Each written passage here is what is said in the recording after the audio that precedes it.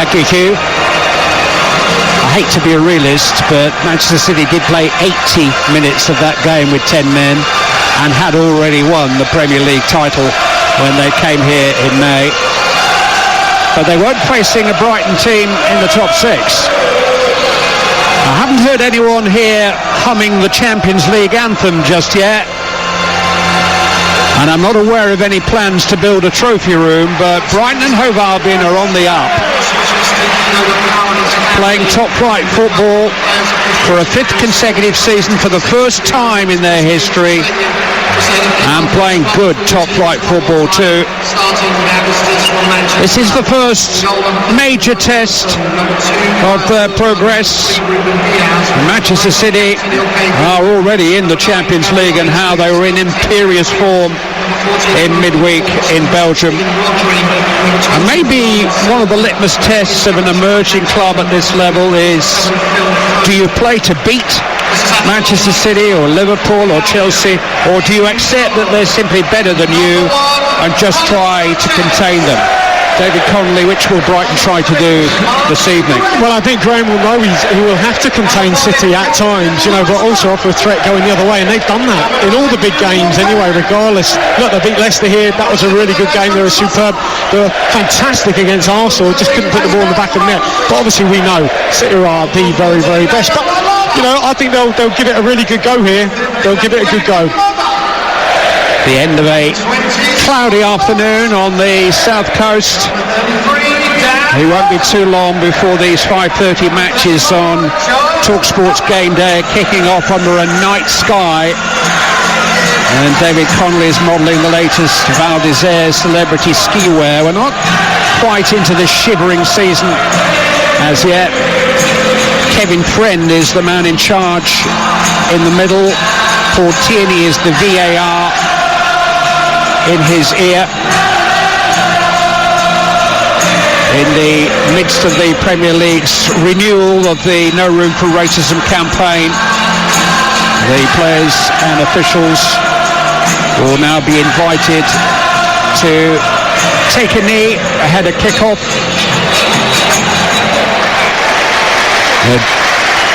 A gesture, if that's the right word, which is met with audible approval.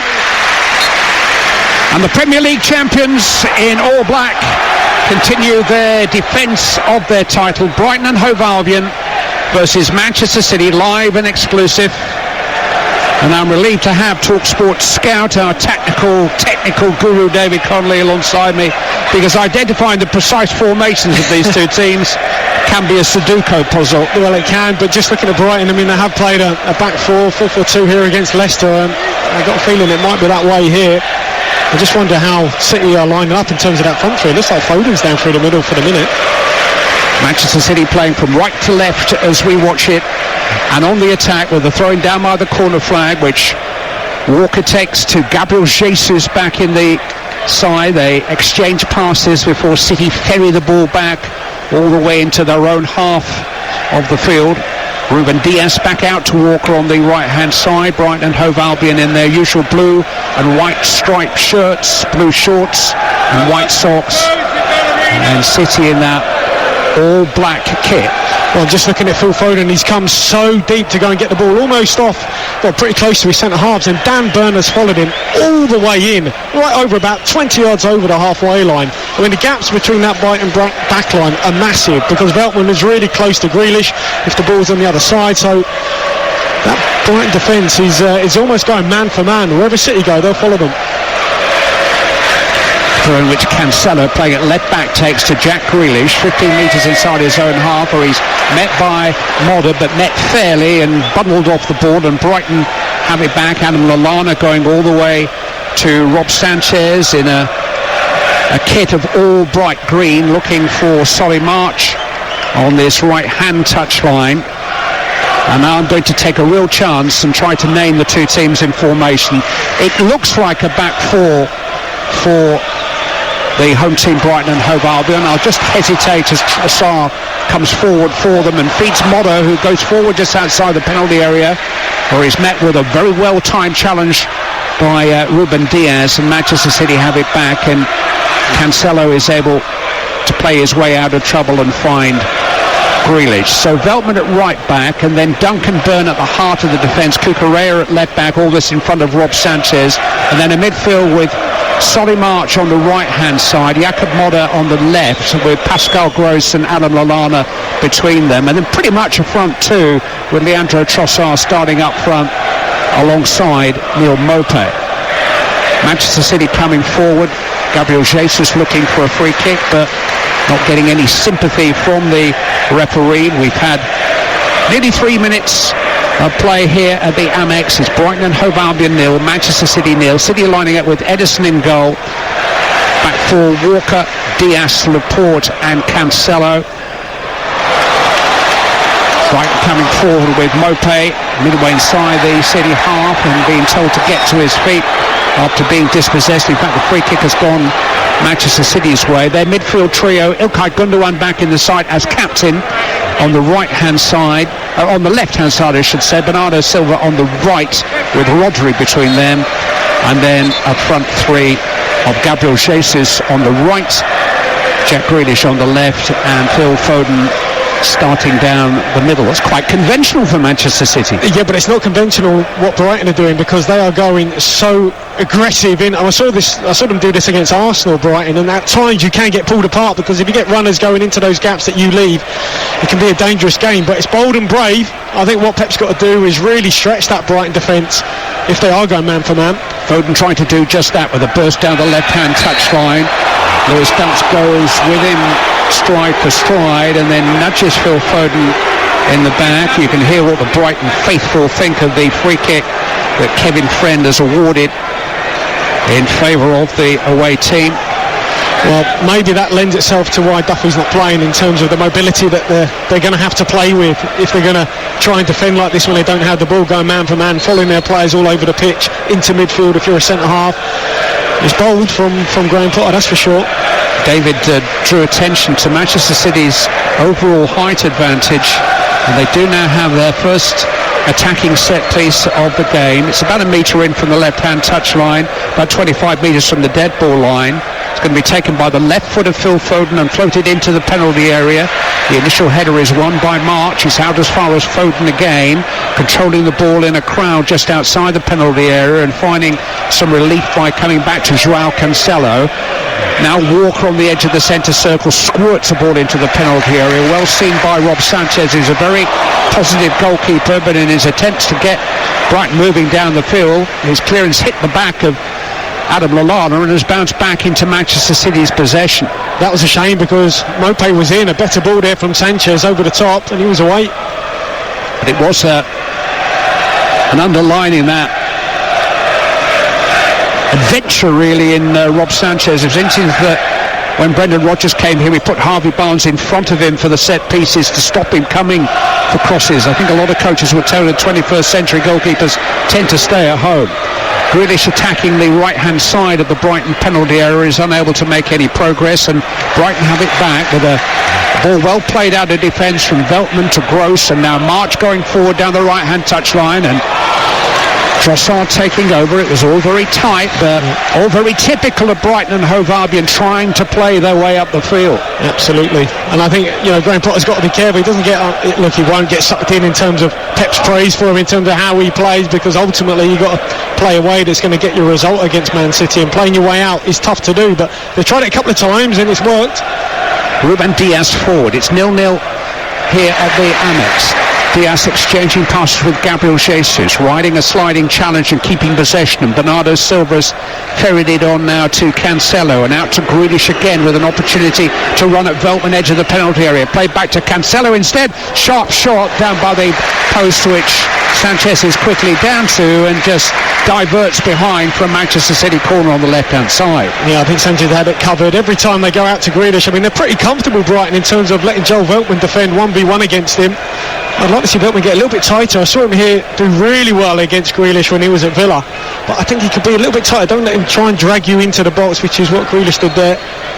Corner to Manchester City on their left-hand side, which İlkay Gündoğan will take. Both Ruben Diaz and Aymeric Laporte are forward, and there was a little flick on at the near post and a good one too from Rodri, who's kept it alive, but Sanchez again taking charge inside his penalty area and grabbing the ball. It is the first time Brighton have faced any of the other teams with whom they shared a place in the top 6 this morning, but they've beaten most of what's been put in front of them to chalk up 15 points from 8 games so far. They didn't get to 15 until mid-January last season. It's the best ever start that a Brighton team has made in the top flight.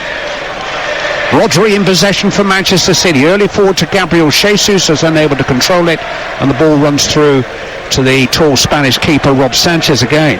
Yeah, what they have, I guess, or what they don't have, Brighton, is any sort of height in those forward areas. If they're going to go long, it has to be probably to Modder.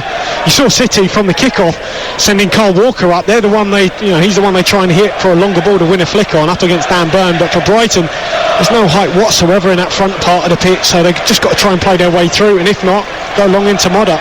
8 minutes gone. Brighton 0, Manchester City 0 on TalkSport with Now. With a Now Sports Day membership, you can watch this match live right now on Sky Sports for $9.99 and without a contract. Search Now Sports. In possession is Trossard for Brighton, just inside his own half of the field. Nice piece of individual skill to create some space for himself, but his lofted pass doesn't connect with Mopé, and Manchester City have it back. Grealish roughed up a little bit inside the centre circle, but fairly challenged in the end by Pascal Gross, and Brighton recovered possession. Edge of the centre circle, it is Gross. Into the long striding Dan Burn, out to the left back Cucurella. He's just unable to retain possession, but once again that hungry start that Brighton have made with their hounding, harassing style has won the ball back. Cucurella has it just inside the Manchester City half, and this time he's won a free kick. Well, there's another really couple of good passages of play there from Brighton in terms of going down the left-hand side, getting out of a little bit of a tight space, and then what Graham Potter's indicating is come out the other side. Solly March is in so much room out on this near side up against Cancelo. He just needs the ball early. They're taking a little bit too long to switch the play, Brighton. The bad news for Brighton on the stats front is just 8 goals scored in those 8 games to date, 1 in the last 3. They're heading forward now, but Manchester City have only conceded 3 all season in the Premier League, and they've conceded them to Son Heung-min, Sadio Mane and Mohamed Salah, and they don't play for Brighton. Throw in to Manchester City down by the corner flag that they're defending on their right hand side, which Kyle Walker will take. He's managed to buy himself a few metres by striding forward, looking for somebody to throw it to. That somebody is Ilkay Gundogan. It's given away by Walker, and an opportunity for March to come for Gross to come forward, which he didn't make the most of. He had March at his shoulder, but he couldn't link with him. But Veltman's won it back for Brighton. Lallana setting up Gross. He's lost it again, this time to Rodri. Manchester City can counter. Gundogan accelerating over the halfway line, has played it into the path of Gabriel Jesus, now with a real chance. Turn goalwards and turn off the line somehow brilliantly by Lewis Dunk. Everybody looks to the referee, who will be getting that technical information as to whether it crossed the line. It didn't. Lewis Dunk has saved a goal for Brighton. It's 0-0. Fantastic clearance there from Dunk. Forward comes Ruben Dias for Manchester City, who was so close. Gabriel Jesus on his return to the side beat the goalkeeper, but he didn't beat the skipper on the line. Well, as well, what City did, they beat the press in terms of Brighton really trying to hunt that ball back high up the pitch. Veltman caught out of possession, slipped it into Gundogan, in behind him, then the ball fed out wide to Jesus, and he was really unlucky. Nice bit of feint, wasn't it? Go on the inside, then go on the outside, got his shot off, took a little nick off Sanchez, looked to be going in the back net, but what a clearance. Gabriel Jesus has sat out the last 2 club games, having played from the start in all 3 of Brazil's World Cup qualifiers earlier in the month. Played in 3 different roles for his country, as a twin forward, as a lone striker and as a right winger, which is pretty much his set role now with Manchester City. 7 starts this season, all from wide out on the right hand side. We've just seen a replay of that goal line clearance, absolutely fabulous. I mean, Sanchez did well to spread himself, and as Jesus went low with the strike, took a little nick off his leg and was going in, so fantastic clearance. Brighton 0, Manchester City 0 on game day on TalkSport. Jesus back in possession just outside the Brighton penalty area. Rodri trying to feed one into Walker, who's got inside the box now. Played back to Bernardo Silva. Pivots, turns, shot this time from Foden, half blocked, and Sanchez is able to get hands on it. Hook goalwards and in by Gundogan, and Manchester City lead Brighton look to the assistant on the far side because Gundogan was right on the line when he scored. Gabriel Jesus was involved in the build-up. Brighton players surrounding the referee, but Ilkay Gundogan has marked his return to the Manchester City starting lineup with a goal inside 13 minutes. Well, there's a challenge here. Sanchez tries to claim the ball with two hands. I mean, I think it's a fair one from Jesus. He drops it, Sanchez, and there's Bernardo Silva, a little bicycle kick back over Sanchez's head. It's almost going in anyway, but right on the goal line, Gundogan just taps it in. I mean, I think Sanchez is appealing for a foul from Jesus. I can't see one here. I think it's a fair challenge. He's got eyes on the ball. I think Sanchez just got to be stronger in terms of claiming that ball. Well, there were 1-2 incidents in there that Brighton were altogether happy about, and the referee has not restarted play yet. The main bone of contention was the initial challenge by Gabriel Jesus when the ball was in the air and Rob Sanchez tried to grab it. The goal does stand, incidentally. There was contact, but not contact which the referee deemed to be firm enough to have forced the ball out of the goalkeeper's hands. And from that point onwards, Brighton were in trouble because Gabriel Jesus and Bernardo Silva managed to hook the ball forward. And then it was just a question as to whether Gundogan, who couldn't help himself but turn in the easiest chance he'll get in his career, and he was Manchester City's leading goal scorer last season, whether he was in an offside position, because the goalkeeper was quite a long way out himself. But VAR have taken a look at both incidents and they have seen nothing wrong, and Manchester City lead through Ilkay Gundogan. Well, what they didn't have, unlike the dunk clearance, when obviously Sanchez was beaten, Dunk dropped back onto the goal line to clear it that time. There was no one for Brighton dropping in behind Sanchez, who came off his line. It's a bit of a soft goal to concede. I think his hands have got to be much cleaner, much stronger there, despite that contact. It wasn't a lot, was it? It was minimal, I think. The 34th goal of Manchester City's season, and it's still October. Only Liverpool have scored a Premier League goal against them in their last 7 league games. Brighton haven't scored at all in either of their last 2. But last May, Brighton came from 2 down to beat Manchester City here. It's a tall order as it stands, with 15 minutes played on game day from the Amex on TalkSport. Brighton 0, Manchester City 1. Gundogan, top scorer last season with 17 goals, has got his second of this season. Throw into Brighton on their left-hand side, which the striking figure of Marco Cucurella in his 7th game for the club will take. Brighton coming via Dan Burn all the way back to Sanchez again. Out to Lallana just outside his own penalty area. Played out to Veltman. Swept back out to the left-hand side where Dunk has to control it on his chest, but he's still on the edge of his own penalty area. Now Burn wide of him. Down the line seeking out Cucurella, who will take a throw-in for Brighton about 10 metres inside their own half of the field. Manchester City, incidentally, have won all 6 games in which they've scored first so far this season. The last time they didn't win a game in which they scored first was here last May. Again, they're just showing that goal as it went in, but in terms of the build-up, I mean, Bernardo Silva, brilliant feet in the box just to get away from the contact, send it back to Phil Foden to strike from distance, and yeah, I mean, obviously once they get in the box, the quality is undoubted. Manchester City have slipped 5 points behind Chelsea with their massive victory over Norwich City today, so hoping to win here and close that gap again to 2 to go ahead of Liverpool, who you may have heard play Manchester United tomorrow in the Premier League. Bernardo Silva is on the ball for Manchester City. Square to the goal scorer Gundogan, centre circle. Tried to play it forward, but it's cut out by Solly March, and now a chance for Pascal Gross to go forward, right hand side, crossed in low towards Mopé. It's hit by Trossard, it's mishit by Trossard. It was only a half chance, a spinning chance on the turn and on his left foot, but when he made contact with it, he sliced it and pushed it high into the crowd. Yeah, it's almost like both centre forwards here went for the same ball. Little cut back cross from Gross was decent, almost at a penalty spot, and both centre forwards have gone for the same ball, almost got in each other's way, and Trossard just taking it off Mopé's toe. Little turn and swivel, but he got under the ball and blazed it over the bar. Brighton 0, Manchester City 1 on TalkSport with WeBuyAnyCar.com. Get a quote in 60 seconds at WeBuyAnyCar.com.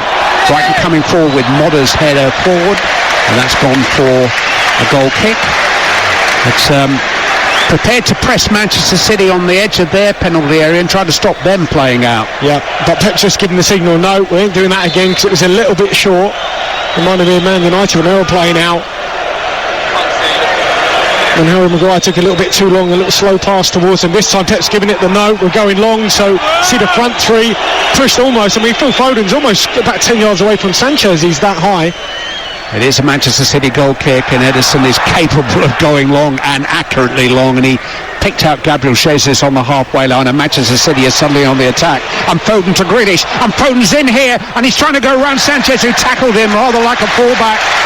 Goalkeeper suddenly staring into the eyes of Foden one-on-one, didn't try to go down at his feet and smother it, but instead made a defender's challenge. Brighton looking to counter at the other end with Ruben Dias just able to see off Neil Maupay, and Laporte goes back to Edison. There's plenty of energy and tempo about this game, but Manchester City have struck first through Ilkay Gundogan. Walker dribbling his way out of trouble midway inside his own half, finds Bernardo Silva, runs into the massive figure of Dan Burn, forward by Modder, cleared by Ruben Dias from the edge of his own penalty area. Burn and Silva come together again, pick on somebody your own size, and here Foden now escapes a challenge and bursts forward onto Grealish just outside the Brighton penalty area. Jack Grealish goes for goal himself, still an opportunity for Gabriel Jesus, left-footed, good save.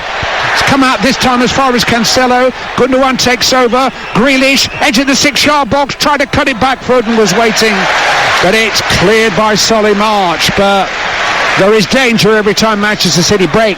There is, because Brighton are just too bold. I mean, we spoke at the start about how they're defending without the ball, man for man, really aggressive, high. There's so much space out there for City. Once they bypass that initial press, they're at you. It was a 3v2 there.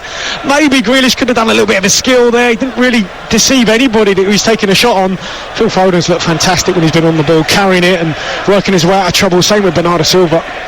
Manchester City coming forward again with Walker. They lead by 1-0. Onto Gabriel Jesus, midway inside the Brighton half of the field. Foden coming deep to get the ball back into that quarterback role that England tried to make the most of. He delivered a wonderful pass to get City on their way in Bruges on Tuesday night from that deeper kind of position, and it's just a question of how you get him into those positions, whether you get him dropping back from a striker's role where he is today, or whether you play him as a conventional midfield player. Yeah, I mean, in terms of the chance he had against Sanchez, he probably should have scored. I mean, it was a lovely little approach play between him and Grealish, and Grealish put him away nice and early, and it was one-on-one with Sanchez. You think, trying to go around him, maybe could have put through the keeper's legs. That efficiency, if he is going to play through the middle, it's that goal efficiency with chances. Foden fulfilling that so-called false nine role again. He's quick enough though, isn't he? For Manchester City. He is absolutely quick enough to play on the last man, obviously, and come deep and link it and go the other side. Yeah, he carries the ball forward quickly. It's not just pace across the top of the surface. He can run with the ball with real speed and commit people, and he's now midway inside his own half again, offering himself for a clearance, and instead Edison does, tries to pick out Gabriel Jesus about 70 metres away on a run forward, but it's well defended. Rob Sanchez has got to be alert to the weapon that Manchester City have, their false number one, if you like, their passing goalkeeper. Modder coming forward up to the halfway line to Cucurella. Comes infield to Trossard. Cucurella was taken late, and the referee will go back for that late challenge.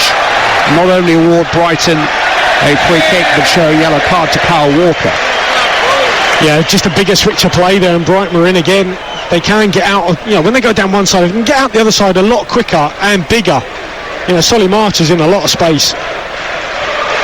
Cucurella had offloaded then when Walker caught him rather painfully. There's nothing terribly malicious about the challenge, but he did actually stand on the foot of Cucurella, who's still limping rather gingerly as he walks away from the scene of the crime, and Brighton prepared to take a free kick from just inside their own half. But no question of, even from that position, Dan Burn going long down the field. It's just played via dunk, and via Gross all the way back to Sanchez. Now he does go long, the goalkeeper, seeking out Cucurella, but Walker, with a very tidy piece of defensive work, has heads it back to Edison in the Manchester City goal. It's 20, or just at the midway point in the first half, and it is Brighton 0, Manchester City 1. That 13th minute goal from Ilkay Gundogan. Ruben Dias is in possession for Manchester City, midway through their own half of the field, up towards Gabriel Jesus, but again Brighton have won it back, and it's on by Maupay, and here's Trossard. Now he's offside. Now Maupay was taken late before he offloaded to Trossard. I think that probably should have been a free kick to Brighton. As it is, it's gone to Manchester City for the offside. Yeah, he's just miles on the offside. I mean, Trossard's got to look along the line. He can see the man in front of him. He doesn't. And they've just sort of, I guess, lacked a little bit of quality in around the final third at this moment in time, Brighton. I mean, as well, just looking at Lewis, I mean, he has had to do so many doggies. His thighs are going to be killing him because Foden's coming short. He's going in behind. He's doing an awful lot of running. That back unit is doing a lot of shuttling across, going short, tracking runners. Yeah, they're going to have their work cut out tonight, that's for sure. For those listeners who have never played professional football, define a doggy. Short little sprint. Yeah. Should we call it a short little sprint from here on? Yeah, well, let's do that. Here's Dan Burn, caught in possession on the edge of his own penalty area, but with no danger. The ball rolls out of play for a goal kick, which Sanchez tries to take long again. It's feast or famine the way that Brighton play out. They either come out in stages via every defender, or Sanchez goes very, very long. Laporte is in possession for Manchester City, midway inside his own half. Brighton 0, Manchester City 1, live on game day here on TalkSport. Long ball down the field is one for Jack Grealish to chase. Up after us, Hugh will be joined by Gabby Agbon-Lahore, taking your calls and starting arguments on game day. Your verdict, I'll give you the number for that in the second half so that you can join in. That's still to come on TalkSport. And we've got more live football tomorrow on TalkSport 2, the eye-catching championship match between Nottingham Forest and Fulham at the City Ground, live and exclusive from 3 o'clock tomorrow on TalkSport 2. 1-0 Manchester City lead. Maupay in possession edge of the penalty area, but only briefly. It's stolen back by Gundogan. Forward comes Rodri, right in the heart of the Brighton half of the field. Out to Cancelo on this left-hand side. Grealish, who's made a little impact so far, goes back to Cancelo. Now infield to Foden, who's made a very big impact on the game so far. Gundogan immediately under pressure, but does well. Ferries the ball on to Walker, almost in a shooting position, 10 paces outside the penalty area. Instead goes wide to Gabriel Jesus. Back to Walker again. Brighton manfully defending the edge of their penalty area. Manchester City having to come back and shuffle the ball square in order to find a different point of attack. Grealish provides it. On to Grealish. Quick challenge by Lallana. Won the ball but couldn't quite control it, and Cancelo gets it back from Manchester City. Brighton just picking and choosing their moments to press the player in possession, and it nearly came off for Lallana there, but instead Bernardo Silva feeds one into the box. Foden almost on the end of it. Well seen by Rob Sanchez. Yeah, I mean, they track the run well there. As soon as Bernardo Silva receives it, I mean, Dambo's got to, as hard as it is, you've got to try and keep him going on the outside. I mean, once he drops that shoulder and comes in field, it's trouble. In the end, the through ball was slightly over here. Ball is back in the hands of Sanchez, who's been away with the Spanish squad this month, training alongside the likes of David De Gea and Unai Simon. Can only enhance the qualities of the 23-year-old who came into the Brighton team last December and took over the gloves from Matty Ryan. He's back on the ball on the edge of his 6-yard box. Good pass out to the right-hand side, controlled by Pascal Gross, but immediately under pressure from Gundogan. He has to go back to Veltman, who goes back to Sanchez again. He's probably had as many, if not more, touches than most of the Brighton outfield players so far. The goalkeeper. Lallana contesting the ball in the air with Bernardo Silva. It drops from Modder. Out now to the right-hand side, and Gross forward up to Maupay. Good layoff to Trossard. Now out to Cucurella on the left-hand side, spreading forward. Midway inside the Manchester City half. Steps inside Kyle Walker. into Trossard, back out to Cucurella, edge of the Manchester City box. Promise about this attack, but the low ball in is cut out by Ruben Dias, and here comes another Manchester City counter, and Bernardo Silva on the ball has slipped it into the path of Grealish. He's got Foden up with him. Grealish tries to poke it into Foden, and Manchester City lead by 2-0. One end of the field to the other in the blink of an eye. Wonderfully controlled, fast Manchester City counter-attack ends with Phil Foden's third club goal of the season.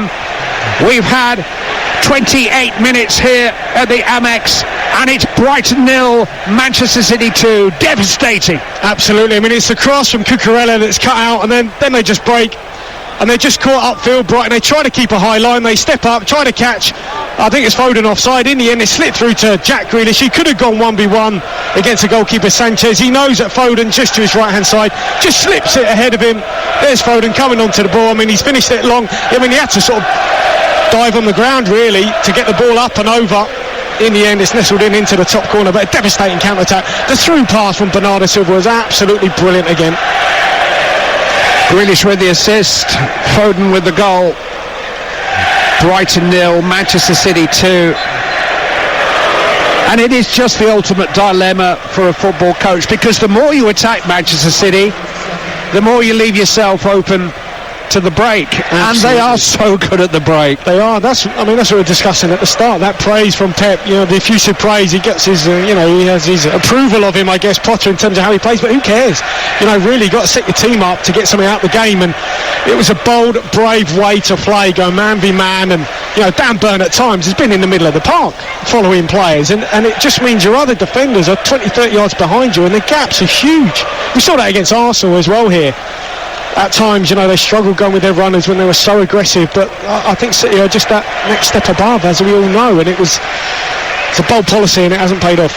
It's a question I ask you really before kick-off. When you're playing against Manchester City, do you try to beat them, or do you just think, we'll contain them, a point will do us here against Manchester City, we will win our matches against other teams in the Premier League? Well, at times as well, in terms of how they lined up. Cucurella pushed high, March pushes high, Dan Burns splits. I mean, they're so open. They have to make the pitch really big, Brighton, to get the space to play, but it does mean then, on the turnover, they're just so open. And the pace that City possess as well. I mean, I think with the likes of Foden in the team, they've got that extra little bit of pace, and Jesus as well.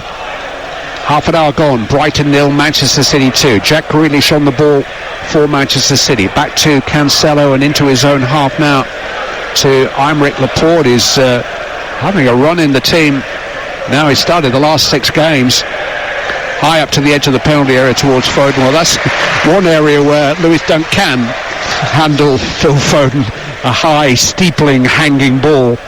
And despite Foden hanging onto the shirt of Dunk, the Brighton defender was able to guide it back to his goalkeeper. Goalkeeper has been beaten twice now by Ilkay Gundogan after 13 minutes and by Phil Foden after 28 minutes.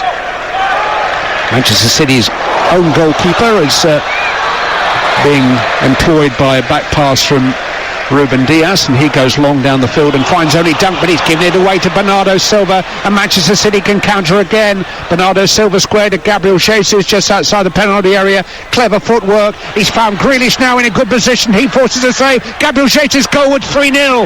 Manchester City are unstoppable in this mood. Barely half an hour played, and they have scored 3 times here at Brighton.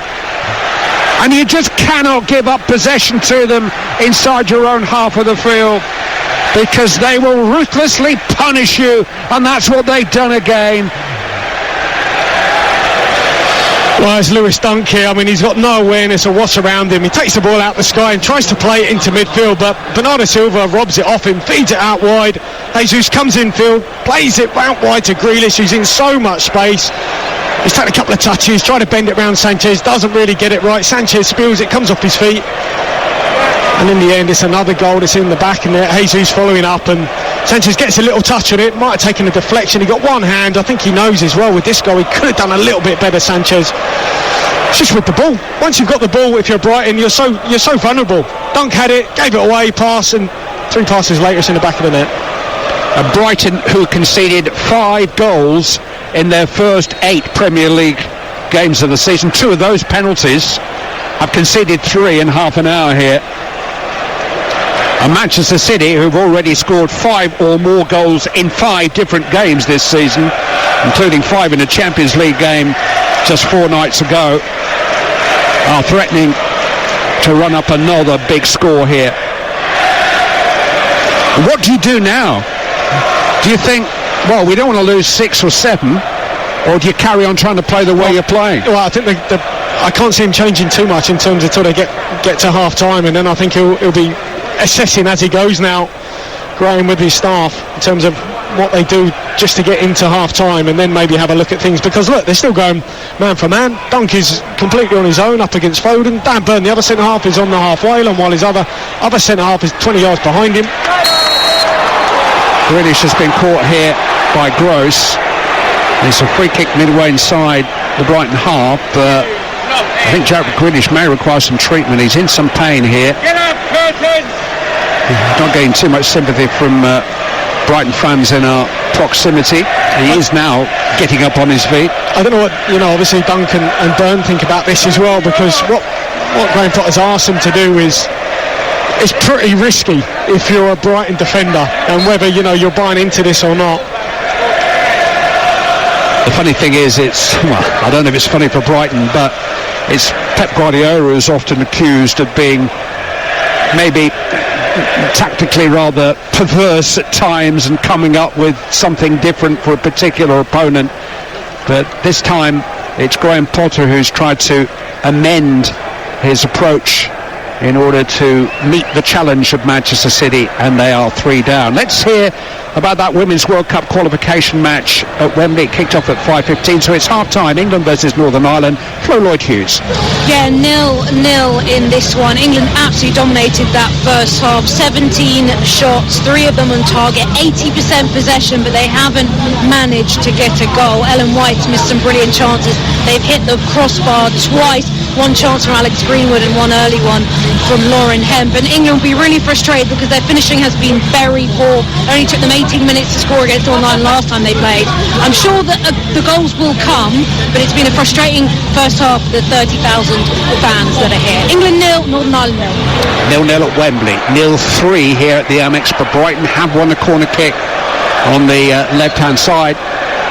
At the end, the Manchester City fans are populating and are currently performing a Poznan. Not watching this. Corner comes in from the left-hand side from March. Towards the head of Dunk. It's headed away by Aymeric Laporte, and here comes another Manchester City counter-attack. The sprint relay team have the baton again.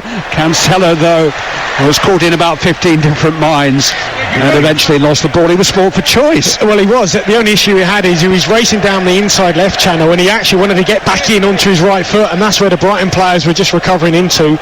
Maybe if he'd have trusted his left foot, he could have spotted Foden completely free on the other side. Trossard's on the ball for Brighton, halfway line. Out to Cucurella on the left-hand side. Nice accurate pass. Gets the control. He deserves in towards Mopé, but well fielded by Ederson. It came to him almost on the half volley, but he reached down and just scooped it up. And Manchester City can settle back into their rhythm with Ruben Dias to Rodri and Gundogan midway inside their own half of the field. Brighton 0, Manchester City 3. Gabriel Jesus, the scorer of the third goal, is on the ball. On the right-hand side, he's got Walker with an overlapping run, but he's come in field, run into a little bit of traffic and found Rodri. Comes back to Laporte, edge of the centre circle. Moving forward before feeding the ever-available Jack Grealish on the left-hand touchline. Slipped into the path of Cancelo ahead of him. Foden has come a little deeper to receive the ball. Gundogan plays it square to Rodri. Quickly on to Bernardo Silva. Walker now. We are getting to that stage where you feel like counting the Manchester City players just to check they haven't sneaked a couple on that we hadn't noticed. Foden to Grealish, out to Cancelo on the left-hand side. I hope you're counting these passes, David. Well, my eyes are everywhere. A dozen so far. Yeah, I mean, I'm just looking all over the pitch because the movement is so fluid in terms of how obviously City play. And imagine if you're Brighton, you've got to be so concentrated. And I look at Sanchez, I think he's lost a little bit of confidence. And at the minute, I think Brighton, when they get the ball, they're going back to him too often. He's let 2 goals in. I think he knows he banged the post on the last one. He knows he should have done better. So if they can, they've just need, I think, just take a little bit of pressure off Sanchez, go forward. Here come Manchester City again. Cancelo just outside the penalty area. Foden sweeping it in towards Bernardo Silva, but he won't keep that in. It's gone for a goal kick. The latest odds on this and every match are available from Betfair, the official betting partner of TalkSport's Premier League coverage. Right now, you can get a Brighton win at 500 to 1 if you're feeling brave. You could back the draw at 90 to 1, or maybe back Jack Grealish to score the next goal at 15 to 2. Those odds from Betfair, where you can get no cash-out suspensions on match odds on football. You must be 18 and do be aware of begambleaware.org. It's there to help you enjoy and manage your gambling. Brighton 0, Manchester City 3, and it's a bit of a mismatch. It's a mismatch which is pleasing on the eye because Brighton continue to play with conviction, continue to try to pass the ball, continue to try to press the ball, continue to try to keep up their energy and tempo, but slowly they're being disheartened by the sheer quality and the ruthless edge that Manchester City have. And it's a familiar looking City performance which will strike fear not just into Brighton hearts but into one or two beyond. Yeah, but nothing's really changed. I mean, you spoke about what might change. I mean, there's Dan Burn. He's almost close to the two City centre halves at the minute. You know, he's followed Phil Foden in all the way, so nothing's changed in terms of how they've approached this. And Grealish has beaten March down this left-hand side for Manchester City and tried to feed it into Cancelo on a burst forward, but just couldn't quite provide the weight of pass that Cancelo needed. Grealish did briefly offer to fill in for Cancelo at left back while he made his rather weary way back to his position, but I think Cancelo thought, do I really want Jack Grealish at left back? No, probably not. No, it's okay, I'll go. Well, I think he knows he can get back in because Brighton very rarely look to go back to front. You know, so he could almost stroll back in because Sanchez, we know, will take it short. He'll go to his centre halves and he'll look to play through the thirds. But they've had a real challenge, Brighton, getting from their back part of the pitch to their front. They haven't been able to go through the middle too many times. In possession is Veltman, midway inside his own half. Brighton 0, Manchester City 3. Forward to March, forced back by Gundogan to the edge of his own penalty area where Gross tries to play it out to Modder, but he's got to go back to Sanchez again. And as you say, the goalkeeper is seeing almost too much of the ball, really. It's an easy out for harassed defenders who've been told to pass it and try and keep it, but they're putting a lot of pressure on their keeper. They are. They need to take it off. And as well, whenever, say, Pascal Gross has received a square ball, rather than working really hard to face forwards, he's just played it back to his goalkeeper because he's side on. And really then, he's got to build against Sanchez. I think the likes of Gross have just got to work a little bit harder to try and get the ball from a square pass, you know, but face forwards and then pass forwards rather than keep going back to Sanchez. Well, you learn lessons in defeat, maybe more lessons in defeat than you do in victory. Well, look at Duncan. Dan Burn's closer to, you know, City's corner flag than he is to his own goalkeeper. I mean, he's Dunk. I mean, they're in the City sort of final third, and that's when City have the ball at the back, just following their man down the field. Yeah, but they're being really lured into a place that they don't want to go, and Manchester City do want them to go. Cucurella's on the ball though, trying to squeeze in the cross on the left hand side and winning a corner kick for Brighton. If they could just get one back before half time, it will give them the possibility. Lots been said about that game last May when they came from 2-0 down. They have a corner here on the left hand side which will be taken by Solly March. Massive figures of Dunk and Burner forward.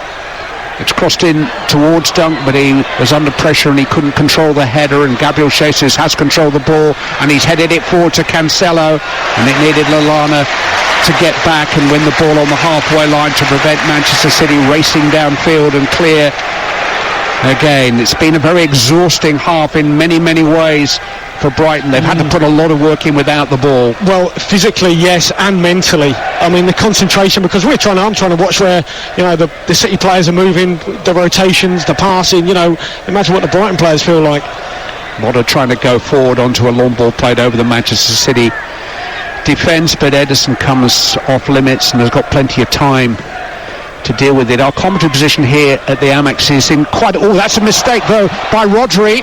And here's an opportunity for Brighton with Modder trying to play it into the box. I think they were caught as much by surprise as Manchester City were by that elementary error by Rodri. Brighton is still in possession and still on the edge of the penalty area. March with a shot, and it almost went through the hands of Edison, but he managed to push it up in the air and catch it at the second attempt. Well, it was a little bit of encouragement provided by Rodri, who actually made a howler at a crucial stage of that game here last May. Yeah, not a bad effort from Solly March, but he's taken it on to his weaker foot from outside the box. You'd expect Edison to save that. I mean, he did drop it, he did spill it. I mean, maybe it's a bit greasy out there. We've seen Sanchez spill one, we've seen Edison spill one. It's been a dry day on the south coast. They do like to water the pitch here, and obviously it's, as the night falls, it does get a bit zippy, that surface. Maybe the ball is just skidding off it a little bit. And night has fallen here in Sussex. Bright floodlights illuminating all the masterful Manchester City performance. Brighton 0, Manchester City 3, with 2 minutes of the first half remaining. Gundogan, Foden and Jesus, the scorers of the Manchester City team, who have rested De Bruyne and Mahrez tonight. They don't need them, they're on the bench just in case. On the ball is Foden, just inside the Brighton half of the field, trying to launch it forward. He almost managed to link up with Jesus, but Byrne was tracking him back towards his own goal this time. Again, Brighton go back to their goalkeeper, who does show quick feet and manages to get it out to Cucurella. Lallana, of whom we've seen actually little in the game. Byrne goes down, he's been dispossessed, and Bernardo Silva has the edge of the penalty area. Now we do see Lallana with a very well-timed tackle, because Brighton were undone again there. They were looking to the referee for a decision which wasn't coming. Now they get a decision and a little bit of relief and release. A free kick about 25 metres from the corner flag in their own half of the field. Yeah, well, I'm sure that is a foul on Dan Byrne here. I mean, Bernardo Silva just brings him down, and Dan Byrne is pretty brave, goes in with his head. Doesn't get it. Bernardo Silva picks it up. Adam Lallana, gets it back off him, and eventually Cucurella is fouled. But I can understand the crowd's frustration here, because I think it was certainly a foul the first instance on Byrne. The free kick has now been given in their favour. I'm going to make a confession. One of the most difficult things about this job, probably the only difficult thing about this job, is being impartial when a valued friend's been sacked. Chris Hughton, one of the good guys of this game, Brighton dispensed of his services 2 years ago, and sometimes just human nature finds it difficult to wish his successor well, but Brighton wanted something different, and they got it. Brighton wanted another good guy, actually, Graham Potter, to come in here with a manifesto to change the style of the team. We're in trouble here again with Gundogan on the edge of the penalty area, and Foden again, and it needs a save from Sanchez.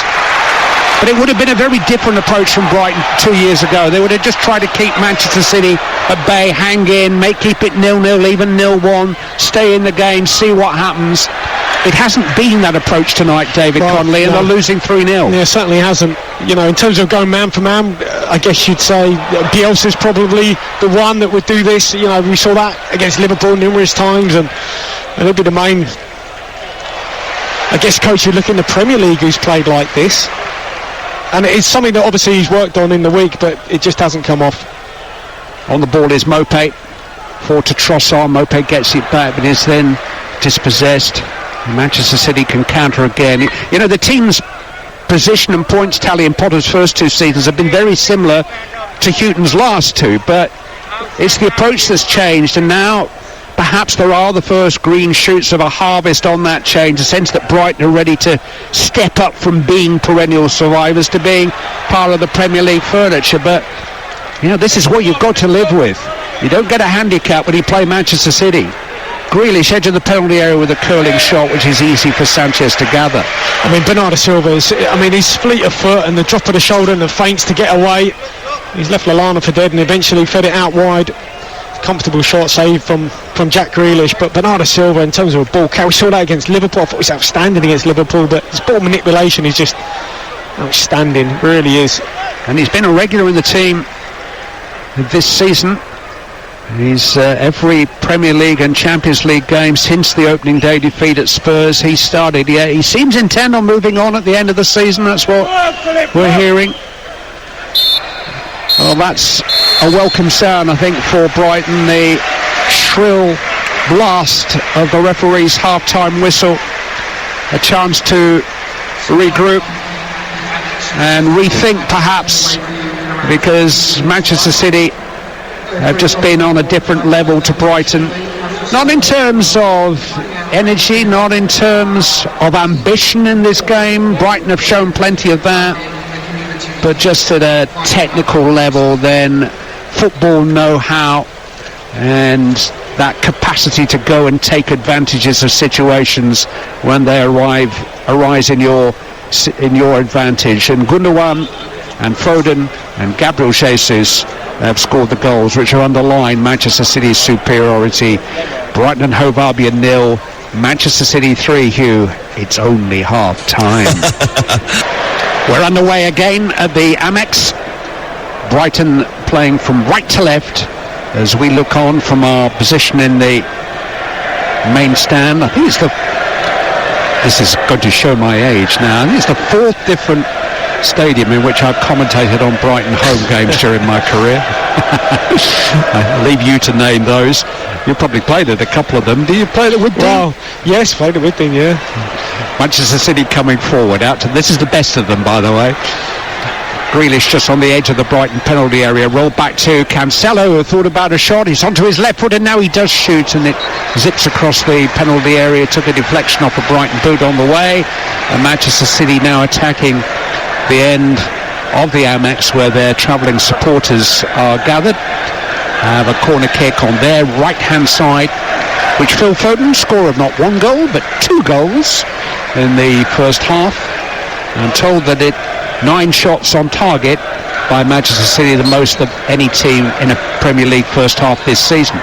Foden's inside the Brighton penalty area again, laid back to the wonderful Bernardo Silva, headed away by Byrne, and Trossard is able to scoop it forward for Mopé to chase, but Grealish is there to run him off the ball, and Manchester City are back on the ball with Rodri. Cancelo out to the left-hand side where Gabriel Jesus has popped up momentarily, and Grealish gets a rather vindictive challenge from behind by Veltman, who's seen quite enough of Jack Grealish for one evening already. Brought him down, free kick to Manchester City, 15 paces inside the Brighton half of the field. And an attempt on goal, which is audacious to say the least, from João Cancelo. It was a bit of an insult really to Rob Sanchez, who wasn't caught unawares. Well, unless actually they want Sanchez to have the ball at his feet, and that's probably the best place for it, and then maybe City can go and hunt it back.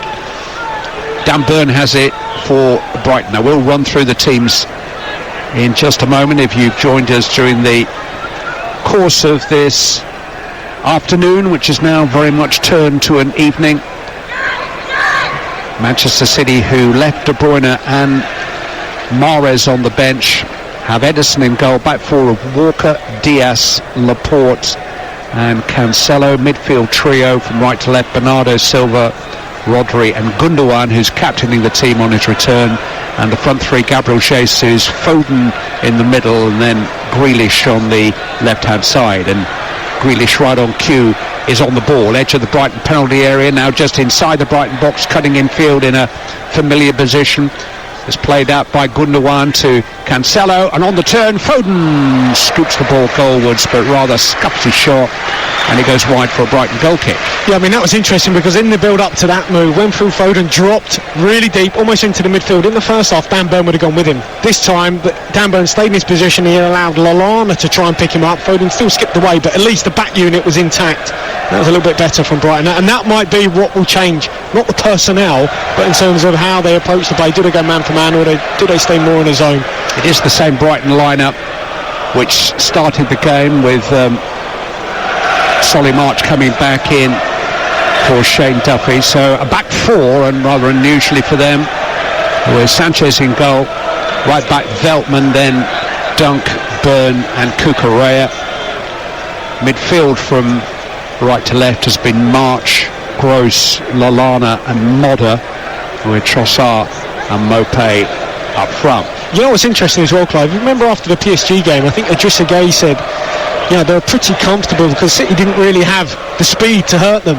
But tonight they've had the speed, haven't they, in that front part of the pitch? They really have the likes of Foden, Jesus darting in behind. They've looked really quick, especially on the counter. There has been a goal at Wembley in the Women's World Cup qualifier. Let's catch up on the latest on that match between England and Northern Ireland with Flo Lloyd-Hughes. Yeah, England have finally found the breakthrough. It's England 1, Northern Ireland 0. Beth Mead's only been on the pitch a matter of seconds, but she scored a brilliant half volley. She really, really had to extend her leg for that one. Almost a bicycle kick, but not quite. She's just come on, corner comes in. The goalkeeper tries to clear it, fails to get it away. Mead manages to swerve her body, make brilliant connection, and England have the lead. England 1, Northern Ireland 0. Foden coming forward here for Manchester City, who lead 3-0 into Gabriel Jesus, trying to check inside the penalty area, goes down. Cucurella caught him, referee unimpressed. Brighton emerged with the ball, half-hearted of penalty appeals. Trossard forward.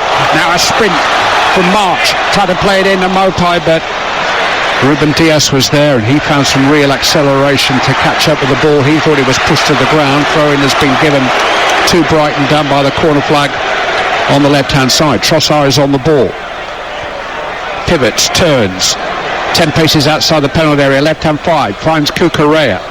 Gundogan comes across with some cover. Bernardo Silva trusting his skill down by his own corner flag, knows he can win a goal kick and does off the shins of Jakob Modder. Yeah, Solly March to me has got to do better, especially delivering that ball in the box. Lovely bit of play on the halfway line by Trossard to get away from Walker, and then Solly March has slipped him a better cross into the box, low to Mopé. He was in, he was free.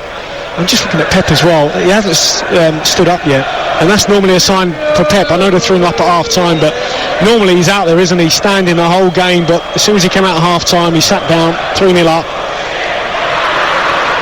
You may have seen in his press briefing yesterday, he wore a T-shirt bearing the name of Guido de Paul, the Belgian-based City fan who was badly hurt in an assault after Tuesday's Champions League game, and all the players were sent out for their warm-up today in the same T-shirts. We're with you, Guido.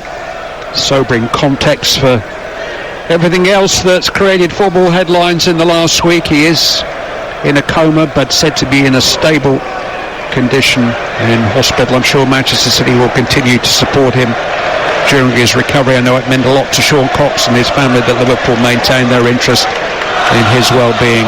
3 years on, he's on the road to recovery. The communion of football. Foden edge of the Brighton penalty area, trying to loft it in towards Gabriel Jesus. It's headed behind from Manchester City, corner by Dan Burn, corner on the City left. Well, it looks like there's going to be a couple of changes probably after this corner for Brighton. I know Lamptey's going to be one of them, that's for sure. Well, it'll be exciting to see Tariq Lamptey, who's had 10 months of injury misery and is being eased back into the Brighton team step by step. He only turned 21 last month. He's got plenty of time. Hamstring injuries that go wrong are injuries to keep a very, very close eye on. But Lamptey stripped off and ready to come on. But it is a corner to Manchester City, and Ilkay Gundogan will take it left-hand side. Floated into the edge of the 6-yard box. It is just hooked rather hopefully goalwards by João Cancelo, but it's scooped up into the air. And Sanchez is able to collect it. And we're going to see another interesting character, Enoch Mwepu, the Zambian midfield player who did start the season in the team after his move from Salzburg, but as he's been nursing a groin injury in the last couple of weeks too. Two for the future. And Brighton's immediate future is an important one. Both of these teams were involved in the last 16 of the FL Cup on Wednesday. Brighton at Leicester, Manchester City at West Ham.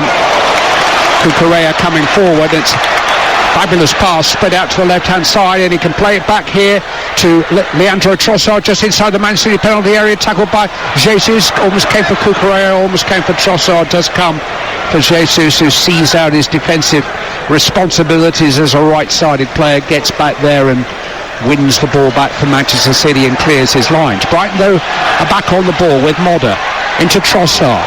Quick layoff to Cucurella. Nice combination between those two again. Edge of the penalty area, fed back to Gross, swept by March into the path of Veltman, invited to shoot just outside the penalty area. Instead dinks the ball into the penalty area where Rodri heads clear. One back by March turns just outside the penalty area, fed out to Trossard, right on the corner of the Manchester City box, promising for Brighton, hooked into the penalty area. Gross has controlled it and shoots on goal, and it came off Ederson momentarily, and Mopé seemed to be in, but Ederson managed to recover. Much better from Brighton. Yeah, nice little ball to the back post here, and Gross took it out the sky. Nice little turn and swivel. Maybe the strike was a little bit too straight at Ederson. He spilled it though again. Maybe it is that, I don't know, maybe it might be the surface, bit of water at half time as well, night falling, ball zipping off the turf. Both keepers haven't really gathered strikes or crosses at the first opportunity. They need another go. Brighton 0, Manchester City 3 on TalkSport with WeBuyAnyCar.com. Get a quote in 60 seconds at WeBuyAnyCar.com. In possession is Ruben Diaz, midway inside his own half of the field. Out to the right-hand side, Bernardo Silva on the ball, now coasting over the halfway line, menacingly down the Manchester City right-hand side. Has support at his shoulder from Gabriel Jesus.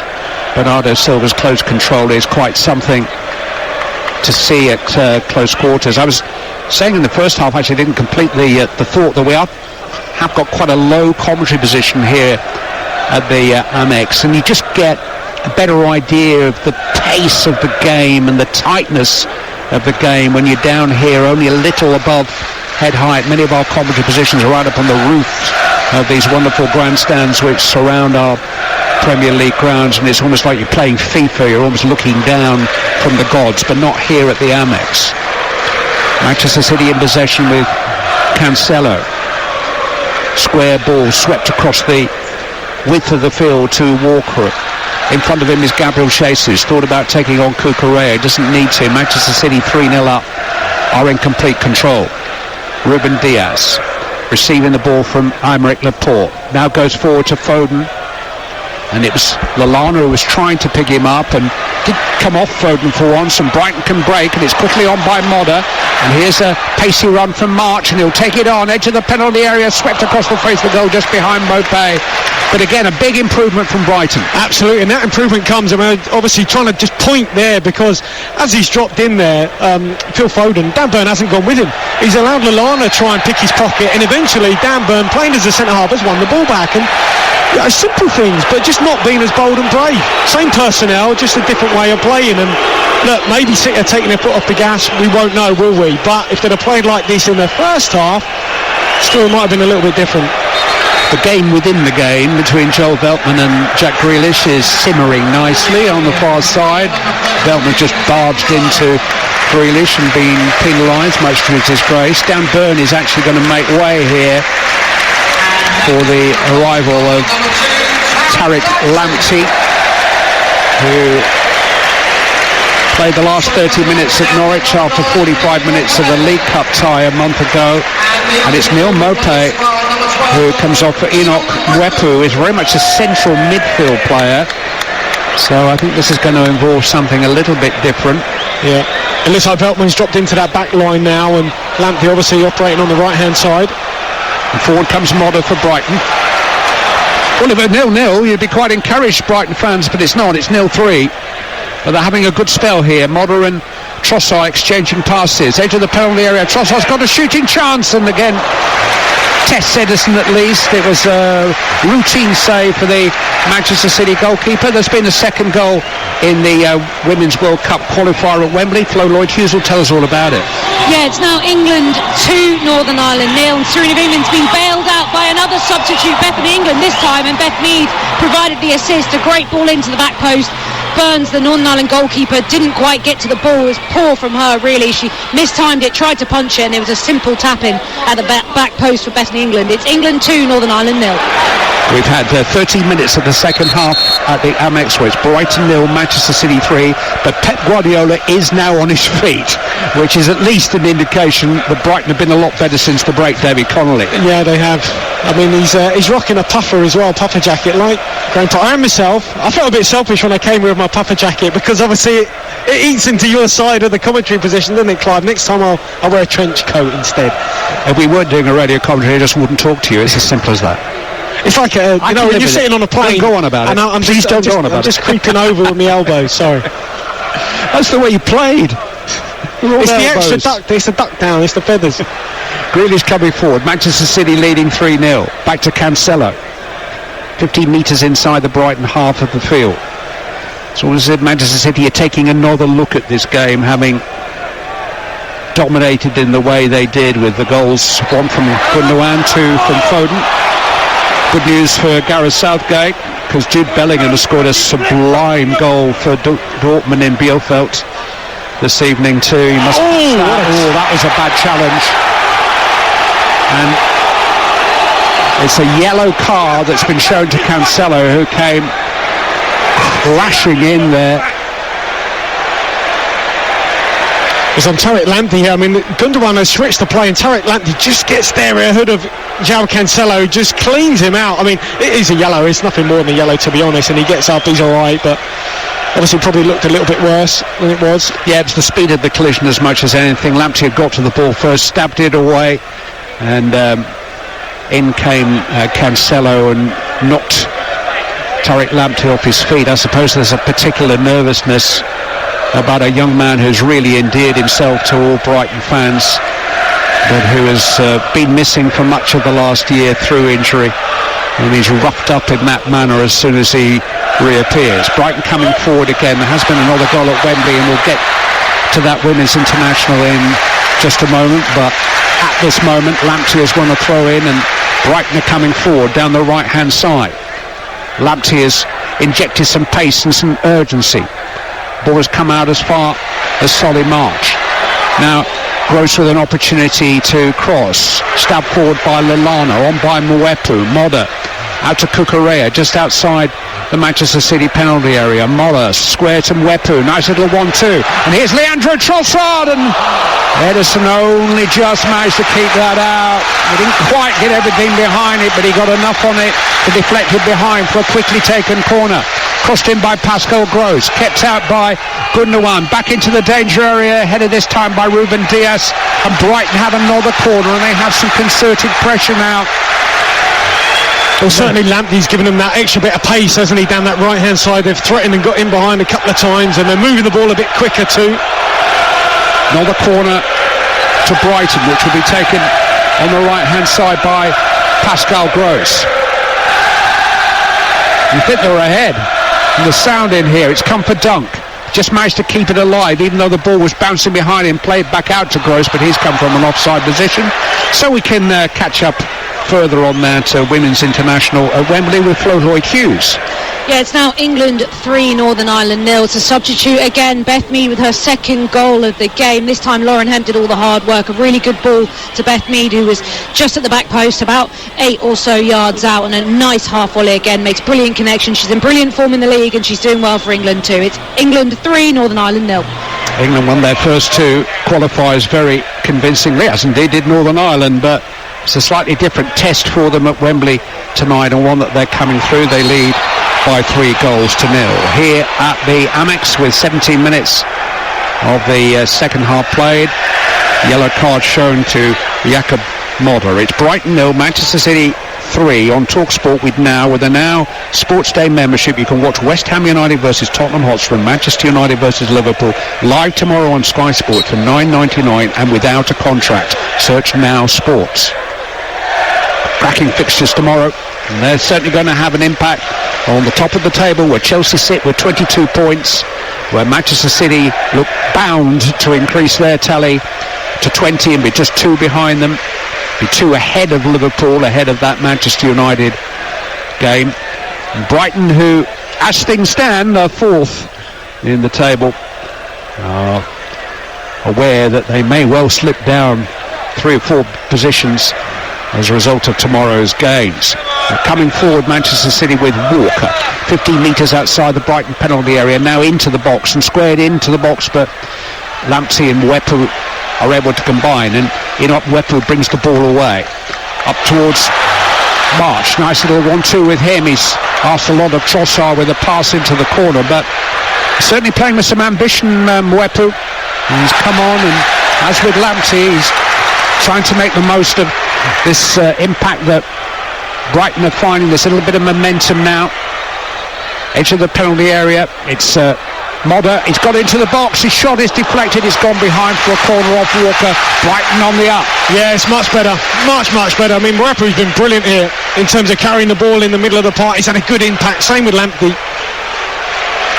Corner on the left-hand side, which Solly March will take.